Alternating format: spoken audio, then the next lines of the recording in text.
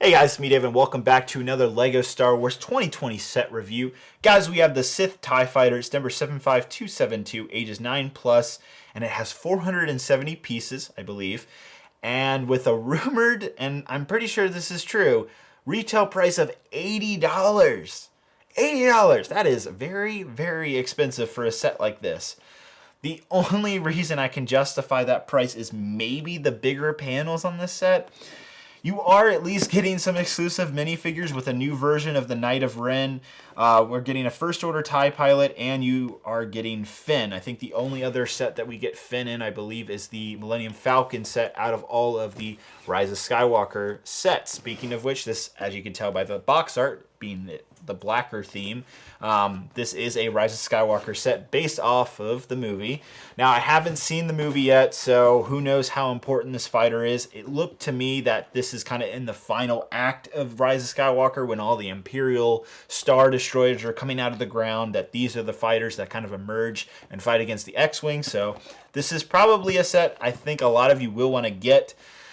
$80 though, that is very expensive. So I'm very interested to see what this set is like, to build it and see if it is really worth that high price tag, because there hasn't even been a TIE Fighter that costs $80. So yeah, I wanna know now if this is worth it or not. A little weary about that. Now, I do want to say, if you couldn't tell by the yellow sticker on top, this is a review unit that LEGO did send me for review. So thank you so much to LEGO for providing that. And as you can also tell, this is my honest opinion about this set. Even though LEGO sent this to me, I am going to give you my honest opinion. And right now, $80 is a scary price for this set. So I want to see if that's worth it or not. I feel like it's not, but let's go ahead and open it up. Let's go into time-lapse, and then we'll do our in-depth, and then I'll give you my final thoughts, whether this set is worth that price or not. So without ado, let's jump into it right now, guys.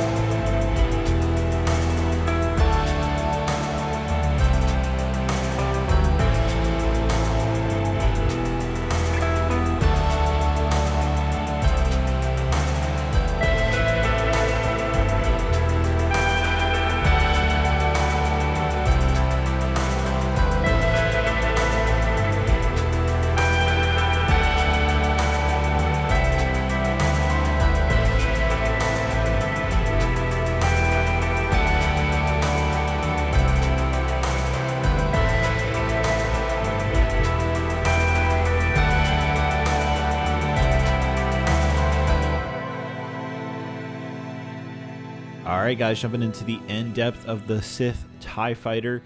As always, we'll start off with the minifigures, starting with Finn. So this is the same figure you can get from the Millennium Falcon. So if you don't want to spend that high price, I think it's $160 for the Falcon, you can get Finn in this set for $80, which again, I'll talk more about price here in a little bit. Next is a Knight of Ren. This is another version of that kind of exclusive club, if you will. No, I'm just kidding. But it is another really cool version that I think everybody wants to collect. Next is a First Order TIE Fighter pilot, which is interesting because they say this is a Sith TIE Fighter, so why isn't it like red, like all the other Sith Troopers, or at least have red markings? So I'm a little confused by that, but regardless, nice getting another one of those figures. Moving on to the actual TIE Fighter itself, it is very interesting in terms of design. I kind of like it. I dig it. It's different. It definitely takes a different approach to the TIE Fighter. It comes with this stand. I'm not the biggest fan of the stand, but it works. You kind of need it to actually make it stand up properly. Otherwise, it'll sit flat, and I'll show you that here in a minute. In the cockpit area, you do have a brand new printed piece for the front area right there. I actually really like it. Looks very nice, but it's very relatively easy to open. You open the top, and you open this side, and you open the top, and then you also can put your First Order TIE Fighter pilot in there. On the back, you have this rotating engine. So like my assumption here is that this TIE Fighter can like do a crazy 90 degree angle turn in the movie. That's why that engine moves. That's the only guess I can come up with. So I imagine Poe against these is going to be an interesting challenge. Again, here's the TIE Fighter without the stand. It looks a little wonky if you're not using the stand. It looks better if you're using it. I actually, again, I like the triangle look. It looks like arrows. There is some new Lego elements that's being used here to create that design. It looks pretty good. The back is also very striking. It's different. I like it. It does kind of look like an arrow, though. On each side, there is a spring-loaded missile. That's kind of the main function or feature for play functions. And they have the green laser bolts. Overall, it's an interesting set. All right, guys, so we took the in-depth, and I gotta say, this is a very unique design of a TIE Fighter. It's very striking. It catches your eye. It's very different than any of the other TIE Fighters we've gotten in the past couple years.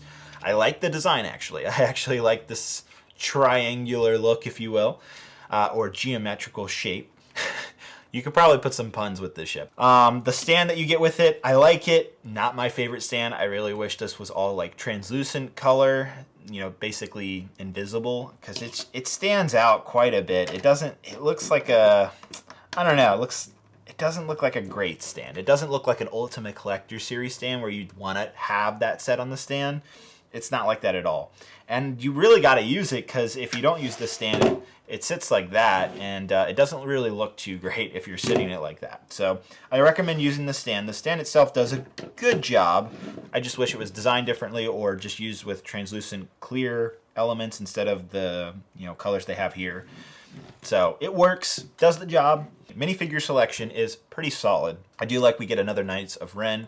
It's interesting, Lego, if you really want the whole club, if you will, of Knights of Ren, you have to basically buy all of the Rise of Skywalker Lego sets, and that's fine, because I pretty much buy all the Lego Star Wars sets, but I know there's going to be some fans that are upset by that, who don't want to have to shell out all this money, especially $80 just to get one minifigure.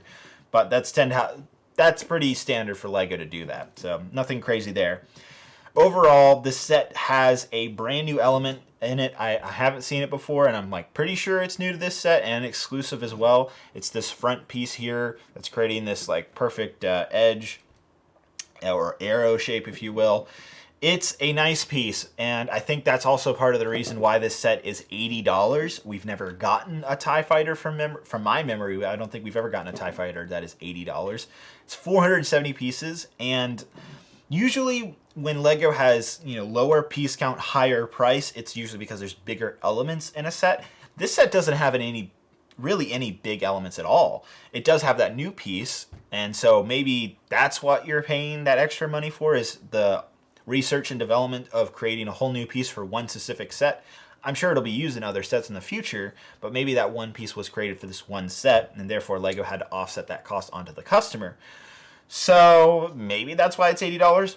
Regardless, I think this is an overpriced set. I like it. I like the design. I like the minifigures. But I think $80 for it it's not a good price, honestly. I would highly recommend waiting for it. Even if it's the coolest fighter in Rise of Skywalker, I'd still wait on this set. Good news is pretty much Amazon, all the major retailers, pretty much always put these new Lego Star Wars sets on sale at some type of discount, pretty much right when they come out. So I wouldn't be surprised to see this set going for anywhere between $65 to $55. So I'll leave a link. It's my Amazon affiliate link, helps out the channel. I'll leave it down below. You can check out the current pricing if you want to see that.